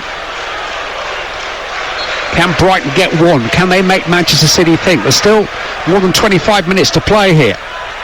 Towards the far post. Headed forward by Dunk. Up by Diaz. Stabbed away by Rodri. Rather anxious defending from Manchester City, but effective defending eventually. But they're being made to defend under a little bit of duress now. And a clever ball there from Gross has found Lamptey just outside the penalty area. Grealish has got some defending to do. Lamptey's tying him in bits. Edge of the penalty area, he's gone past two. Brilliant from Tariq Lamptey. Far post, headed away by Gabriel Jesus. On by Modder. Edge of the penalty area, Cucurella. Another Brighton corner on the left-hand side. How about that from Tariq Lamptey? Ah, superb. Does brilliantly against Grealish. Nice little smile on his face there. Good ball to the back post as well. He's just given them that little injection of pace and obviously penetration in behind, which they hadn't really had before he come on. It's not really Veltman's game, is it, to attack like that? Short corner to Trossard, edge of the Manchester City penalty area, dig to the far post, but that was not a good cross, and it's easy for Edison, and it just relieves the pressure. But these two fascinating young men who've come into the game from the Brighton bench have both made an impact, particularly Tariq Lamptey. Came into the team in May of last year. There's nothing of him, 5'5", but he's already taken on the best in this league. He's lined up against Rashford and Mane and Son in his opening games, and he just never looked out of place at any stage. Yeah, he's looked really bright, and they've just been much better in terms of how they played Brighton. Just played it, kept it simple, you know, in terms of their shape, how they've set up. Obviously got a bit more threat, Clive, a bit more threat going forward now as well, more penetration. Forward by Modder, trying to get Cucurella in behind Manchester City, forcing another clearance from a furrowed brow into the corner, and they think it is a corner. The referee, Kevin Friend, has signified throw-in by the corner flag. But the fans are really engaged in the game now. Manchester City have been able to take a lot of the atmosphere out of the night with the way that they played the first half and went 3-0 up. But the fans are right back in this event, and Trossard's got it on the dead ball line, edge of the penalty area, can't quite make the most of the situation. Kyle Walker, has he taken it out of play? No, he hasn't. He's managed to clear his lines, but anxiously again, downfield, only as far as Rob Sanchez, the goalkeeper, has come out. Played by Dunk to Lallana. Mwepu. And Dunk has to go back to Sanchez. Let's check again on that World Cup qualifier between England and Northern Ireland at Wembley with Flo Lloyd-Hughes. England 4, Northern Ireland 0 now, and it's a remarkable 50-minute hat-trick from substitute Beth Mead. She completes her performance, a really impressive performance, and Northern Ireland failed to clear after Ella Toone put a brilliant through ball into Beth England, and it fell for a simple finish for Beth Mead, and she gets her hat-trick after coming on in the second half. It's England 4, Northern Ireland 0. Brighton on the attack again, Lamptey again into the Manchester City penalty area. Still Brighton 0, Manchester City 3, but Brighton are playing as if they're right in the game.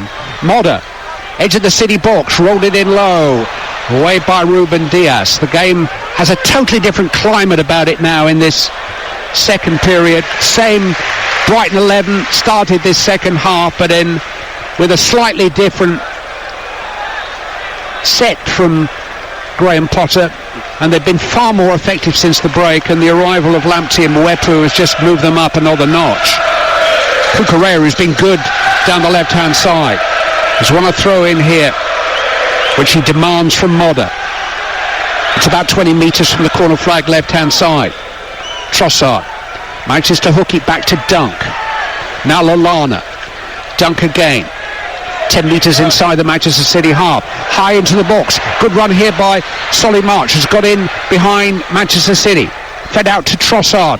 Hooked back in towards March again. It's Rodri who comes across with a cover. Down goes Walker, and Manchester City will have a relieving free kick.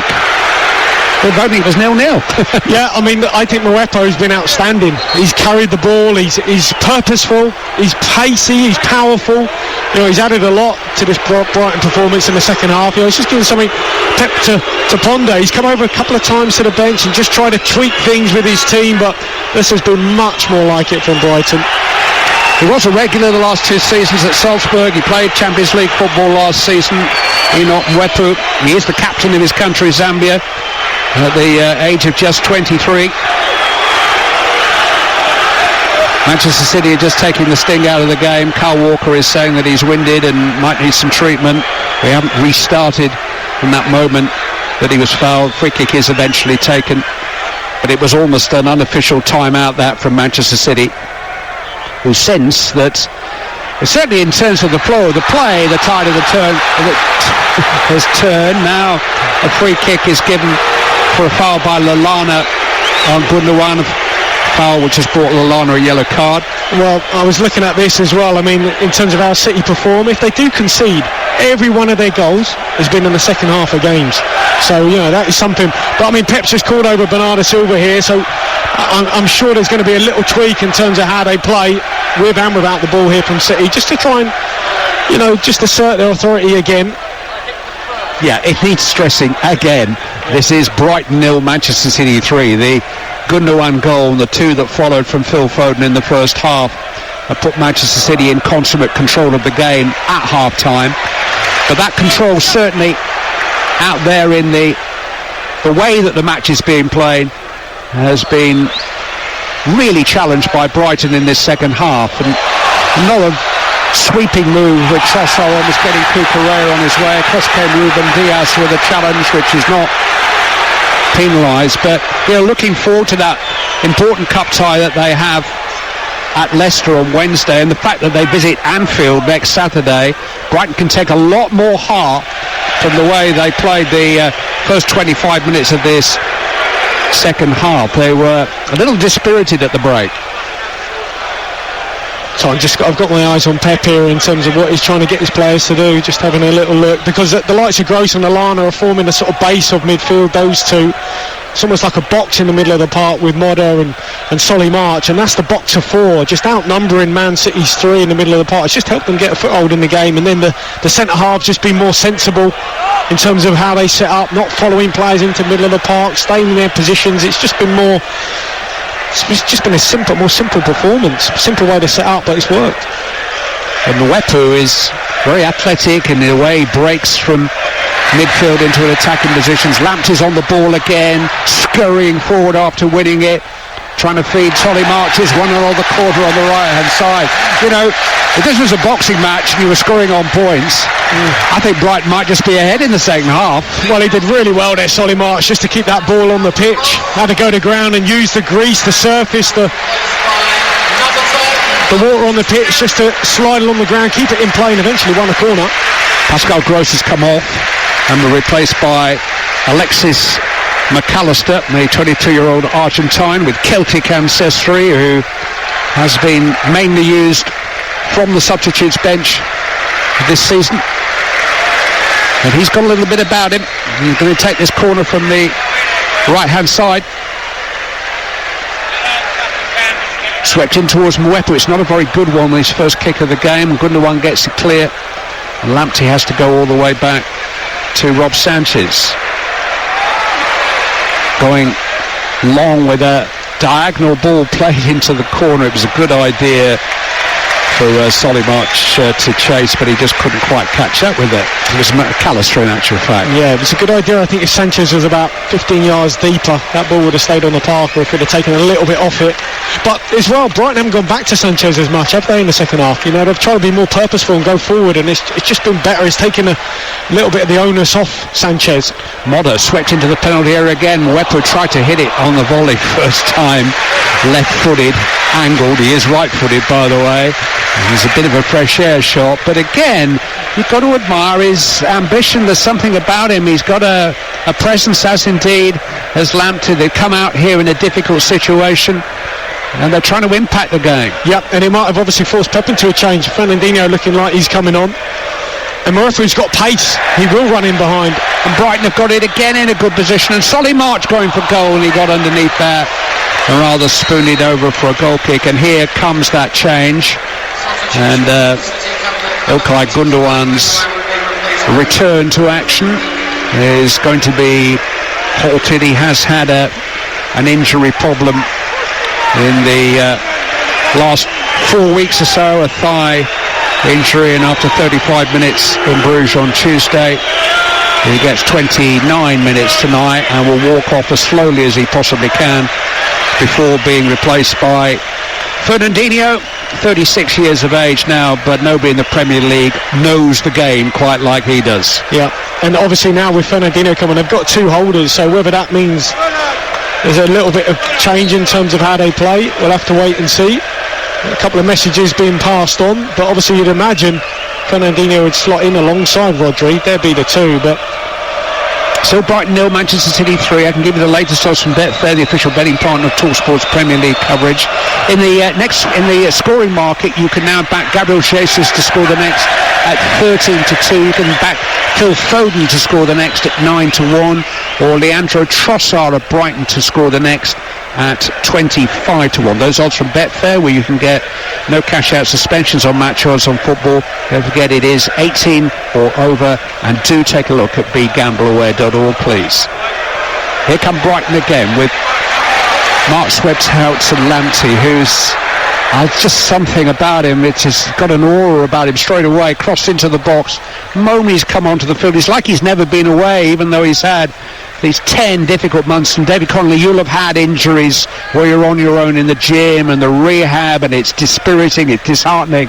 But Lamptey's just burst back into this game. Yeah, and obviously he's endeared himself to the fans with the impact he's made. He's been a superb signing for them. You know, one criticism I might say about the two full-backs, or whenever they go forward, especially Brighton, the ball's in the box. They've got to be better. You know, as great as he's done at times, Lamptey approaching the box, he's got to beat that first man. And here come Manchester City on a counter-attack with a fabulous pass for Grealish. Now bursting into the box, but that man Veltman's across to meet him with a very, very well-timed challenge. Squirted out, I think, for a throw-in. Maybe a corner kick. Kevin De Bruyne is about to come on for Manchester City, just getting some very, very detailed instructions from his manager. It does look as if Manchester City have won a corner. They're not in any rush to take it. They're going to make this change first and bring on De Bruyne in place of Jack Grealish. Well, this will be interesting, because if they have, they've got the two holders now, maybe De Bruyne might come in as that central one, the sort of 10 or the false 9, and maybe Foden go out naturally to his left, but just don't know. We'll have to wait and see. But I mean, it's because of how Graham Potter has played in the second half that Pep's had to try and adapt. Although they are 3-0 up, obviously. You have to keep reiterating that. You have to keep reminding yourself of that. Foden with the corner into the box, which is headed away by Dunk. De Bruyne's first involvement is a bit of a miscue. So Jack Grealish, who was rested last Saturday following international duty, and Gareth Southgate rested him for the last half hour of the Hungary game, didn't he? Well, he's been substituted again here as Manchester City try to restore their grip on a match which, certainly as far as the scoreboard's concerned, they're still in complete control of. 3-0 they lead. But the flow of play has been towards their goal for most of this second half. Yeah, and it doesn't like Foden's just inched out towards that natural left side. De Bruyne down through the middle. Brighton goalkeeper Rob Sanchez has the ball and helps it on to Lewis Dunk just outside his own penalty area. Into midfield, where McAllister plays a rather loose one back towards Veltman, but it goes forward immediately, almost gets Moepo on his way. Lovely header though, wasn't it, from Laporte? He just knew that they were in behind there, Brighton, but rather than hit it back to his goalie or hit it back in, for a second phase ball, dropping down in the middle of the park, just flicked it out wide to his full-back. Great little header. Won by Lamptey again from Fernandinho's loose pass, and Lamptey bursts forward to the edge of the penalty area, met by Laporte. Just everybody on their feet nearly every time Tariq Lamptey gets the ball. There's won a throw-in, which he will take about 20 paces from the corner flag on the Brighton right. Well, the questions that Potter will face will be, well, why didn't you start him? And he'll say, well, that might have appeared too ambitious against City. So, Veltman and March are give you a little bit more defensive cover, but the way they play, they were just man for man, was just too bold, and now they've looked so much better in terms of how they've set up. And that's a call that's coloured by his injury history of the last year too, without any doubt at all. Here's Trossard on to March and out to Cucurella. He's taken the eye on this left-hand side, and together they are going to be a pair of rampaging wing-backs. Lallana into the edge of the penalty area. Trossard trying to dig it out on towards Mwepu. Out comes the goalkeeper. Did he catch him? Yes, penalty to Brighton. Edison tried to get his hands to the ball as Mwepu went to ground. Manchester City are unhappy about the decision that will be reviewed, but right now Brighton and Hove Albion have a penalty. Well, my first thought here is that there's no contact. This is my first thought. I mean, Trossard slips him in. He sort of knocked it around Edison, but I can't see any contact. He sort of maybe his left shoulder bowls him to the ground. Well, there might be a tiny bit of contact. He's almost going off the pitch in Mwepu. He has got a touch on the ball. I can't see it being overturned. No, I think if it hadn't been given on the field, I don't know that VAR would have demanded a penalty, but penalty's been given. Neil Maupay, who scored Brighton's only penalty of this season, has been substituted. It's going to be Solly March by the looks of it. No, I think Alexis McAllister's going to take it. He's just come onto the field. Gross and Maupay have been the regular penalty takers in recent times. Edison's hiding behind the goal, just trying to delay everything, trying to run down the clock, trying to make McAllister, who did score Brighton's winner at Burnley on the opening day of the season, as a substitute. But he has no penalty history with the club. And he has the giant figure of Edison to beat. There are only 10 minutes left, but it would make it a little bit more interesting if Alexis McAllister can score from the spot. 3-0 Manchester City lead. Alexis McAllister's penalty. It's good! Just! Edison diving to his left, got both hands on the ball, but could only help it on its way. McAllister got enough power on it to defeat the Manchester City goalkeeper. Well, we saw the most remarkable comeback by Brighton in this fixture last season. This would cap that if they can get anything at all from this match. But it is Brighton 1, Manchester City 3. Yeah, and it might be a small from a consolation, but Mwepu made the goal, didn't he? And he's been brilliant. Trossard slipped him in. Look, the contact maybe minimal, might have been enough, but anyway, the penalty was given. But Mwepu, Lamptey, they've contributed to that goal. They haven't scored it or anything. He's tucked it away there. Maybe Edison, he got two hands on that. Power maybe just took it past him, but still, the two subs have had such an impact. 3 subs. Manchester City have the ball in the Brighton half of the field where they want it, but Cucurella has won it back. Mwepu forward. Ruben Diaz's header downfield, and it's found a way through to Duncan, all the way back to the Brighton goalkeeper, Rob Sanchez.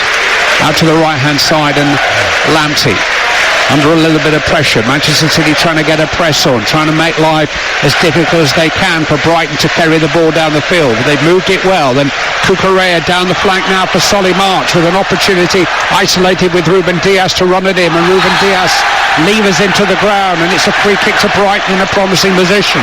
Just in from the left-hand touchline at about 15 metres from the dead ball line. Almost like a short corner, if you like. Yeah.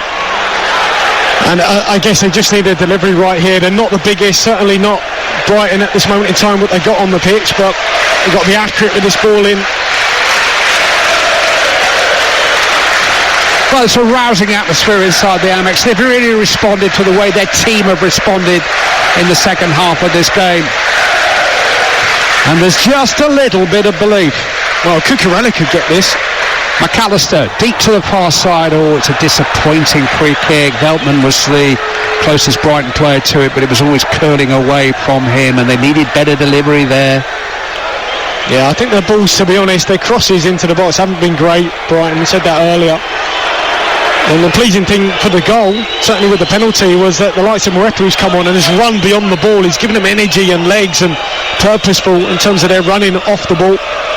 Yeah, there's been a fight about Brighton in this second half. I think Graham Potter's got that dilemma that many managers have faced at this level before. How do you develop a team to become more than just mere survivors in the Premier League, but without losing their survival instincts? There's a yellow card here for Edison for wasting time. For years the accepted wisdom has been that you've got to scrap and battle for the right to belong in the top flight, but If you can pass and play, you're not necessarily playing into the hands of the better teams. Maybe Brighton did that in the first half, but Graham Potter came here with a mandate to try to turn on a bit of style. Is that what he's doing? Yeah, certainly. Look, he got it he got it wrong in the first half, and as I said at half-time, what would he say? Probably it was my fault. That one's on me, but, you know, he certainly got it right in the second half, that's for sure. They've just been a bit more direct, a bit more purposeful. More intensity as well about their play. Yeah, the way they tried to play in the first half needed intensity. It needed extraordinary intensity, maybe intensity beyond them, because they were trying to match up man for man all over the field against Manchester City. But now they're playing with far more fluency and fluidity. McAllister here to Modder, trying to play it over Walker for Cucurella to chase. The clearance is only as far as Trossard. Into Mwepu. Oh, he was expecting a run from Cucurella and he played a rather blind pass, which Walker is clearing. But again, there's an anxiety now about Manchester City, which we never got a glimpse of in the first half. No, I mean, Pep Guardiola is so animated here. I mean, he's absolutely fuming. The jacket's off, the puffer's off, the jumper's out. He is not happy with how they're gone about this. And even, that's despite bringing on Fernandinho in there, those two holders.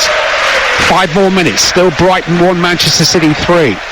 But Brighton have the initiative, and here goes March again. He's been terrific on the ball in the last 10-15 minutes. He just managed to keep the ball in down by the dead ball line, but couldn't link up with Mwepu. But the clearance is only as far as Lamptey.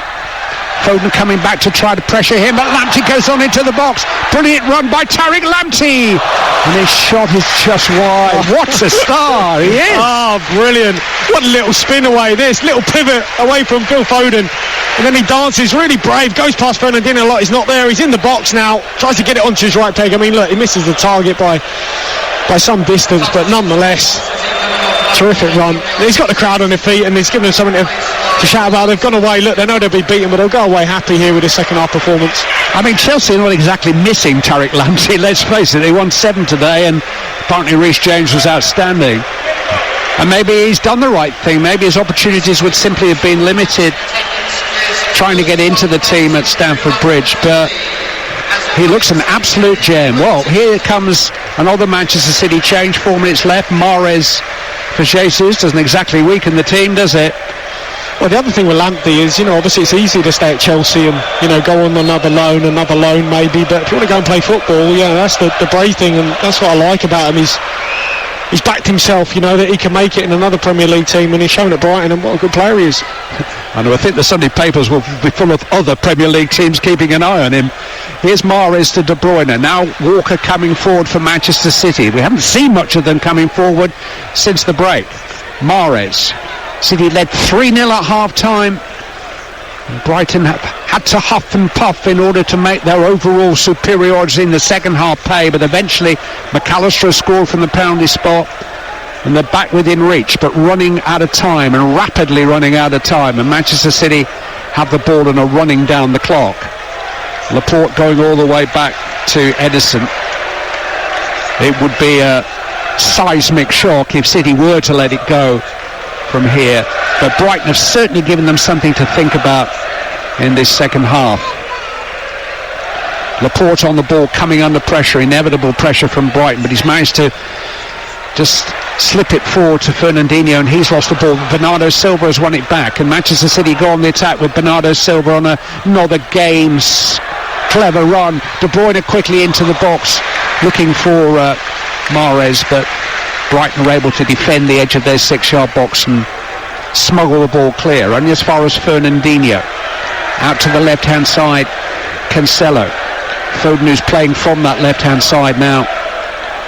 Back to Cancelo again. Manchester City hoping that every pass will just edge them a couple of seconds closer to their goal of 3 points.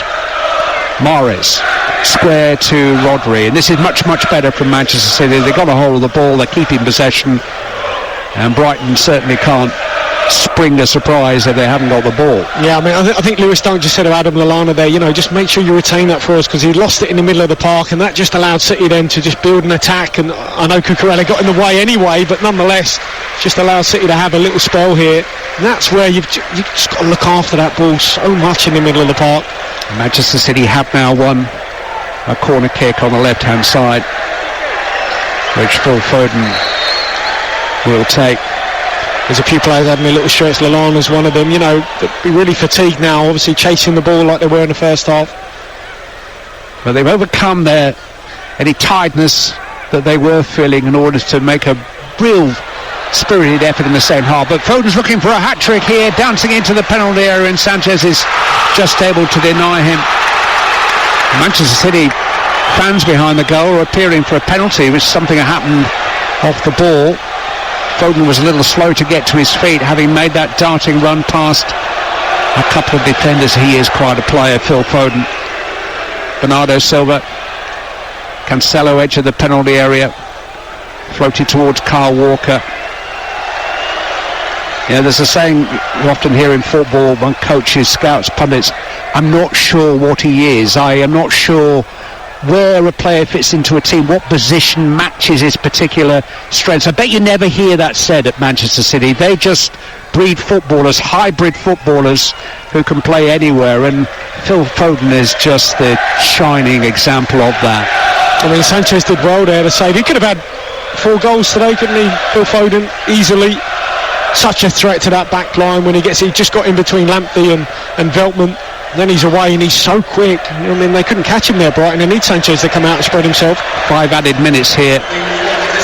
Yeah, you've attached it. He's on the ball again, Foden, and again it's north-south, always running forward, always asking questions. Into the box again, Foden going for a hat-trick and having his shot blocked by Dunk. Yeah, you've attributed a quality to him, which I don't think I've ever heard really discussed. His pace. Yeah, he's across the ground quickly. He is really, really quick, obviously with and without the ball. Yeah, we talk about quick players at Manchester City. You think probably Kyle Walker first and foremost. But it's pace from a standing start. It's acceleration, pace with the ball at your feet, pace with courage running past people, but it is genuine pace. Yeah. Still 3-1-2 Manchester City, and now they do seem to have a measure of control as we go into stoppage time. They played the last 3 or 4 minutes pretty much in Brighton's half of the field and deep in Brighton's half of the field. They deserved winners, let's make no mistake about that. But it's a case of what might have been, though, I think, for Brighton. If they'd have started the game this way, not necessarily, even forget the personnel, just in terms of how they're going to play against Man City when they don't have the ball. And they've gone forward more. Look, here's Dunk on the ball. In the first half, he would have gone back to the goalkeeper by now. Instead, he's gone into Modder. Look, he's trying to go forward. And they just didn't do that enough in the first half. Look, they've got out now. They're almost on the halfway line. Well, they are. Mwepu on towards Cucurella, and the pass was only just behind him. But again, we talk about courage, and it's not a physical courage that people talk about in football and courage on the ball. It's just having the bravery to risk a mistake, try something. Absolutely. But what it does is, well, if you keep going back to your goalkeeper, if he's having a great game and he's incredible on the ball, okay, that's fine. But you could tell he's a little bit shaky, Sanchez, and just ease the pressure on him. That was the first half story. The second half story has been a different one. Fabulous control from Mahrez as the ball dropped from the stars. He just brought it under his spell, that left wand of his, going forward just outside the penalty area. But he's dispossessed again by Mwepu, and 1 or 2 have given Graham Potter some thinking to do about his selection for that big cup tie on Wednesday, because Mwepu and Lamptey in particular have been excellent. Absolutely. Probably Webster, I think he'll come in. Might be another one of those, I think, that would be a starter, wouldn't he, certainly, for Graham Potter, given a game time against Leicester. Modder has got the ball for Brighton. McAllister can't just quite bring it under his control, and Rodri feeds it forward to De Bruyne and on to Phil Foden. He's got another opportunity here just inside the box. It's Foden's shot, and it's really well blocked by Joel Veltman. It'll only be a corner to Manchester City. Foden wants a hat-trick. Yeah, I mean, that is the challenge that Veltman didn't face when he's up against Jack Grealish. That pace, just as they said it after the PSG game, and there's something in that. Foden gives you that, and it's been a completely different challenge once Foden's gone out on that side for Veltman. There's 2 more minutes of added time to go. Brighton 1, Manchester City 3. The last of our 3 Premier League commentaries on TalkSports Game Day today. Got rugby commentary coming up from next weekend, live coverage of the Autumn Rugby Union International, starting with Scotland, Tonga and Wales, New Zealand. That's on TalkSport 2 from 2 o'clock next Saturday. A big week of those EFL Cup ties coming up on TalkSport. You'll be able to hear commentaries on both Tuesday and Wednesday night. And don't forget, Nottingham Forest versus Fulham at the City Ground, live and exclusive from 3 o'clock tomorrow on TalkSport 2. Cancelo looking for a goal towards the edge of the game here, but it's a fairly comfortable height for Sanchez to grab it. And do start to get your calls in for Gabby Agbonlaho's phone in with Hugh, who is an opportunity for Foden as Dunk slips up. Those calls will be coming on Game Day, your verdict, but Mahrez has got a chance to make it. 4 for Manchester City. Brighton eventually gifting the final goal of the evening to Riyad Mahrez.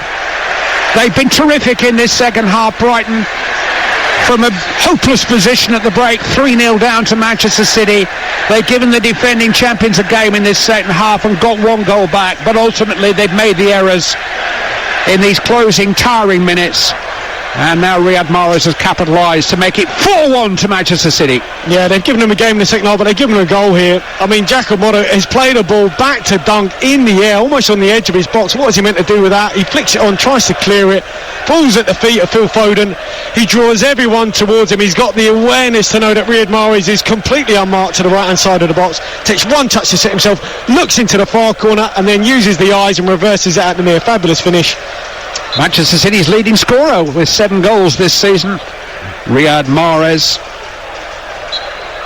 And that is the final action of 3 points that take Manchester City to within 2 points of Chelsea at the top of the Premier League table. They go into second place. Brighton may well start to slip down the table over the weekend. Some big games coming up tomorrow. They'll have had plenty of food for thought from the way they approached the first half, which was bold, a lot of man-to-man marking, which Manchester City made a meat of, really, with Gundogan, and then 2 from Foden, giving them the 3-0 half-time lead, and it could have been worse, really.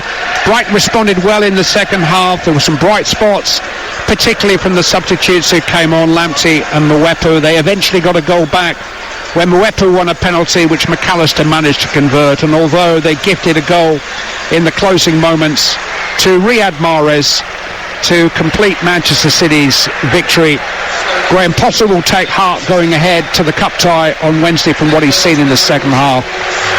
And Pep Guardiola will reflect on the wonderful ruthlessness that his team showed in the first half of what has been a really enjoyable match at the Amex. It has finished. Brighton and Hove Albion 1, Manchester City 4.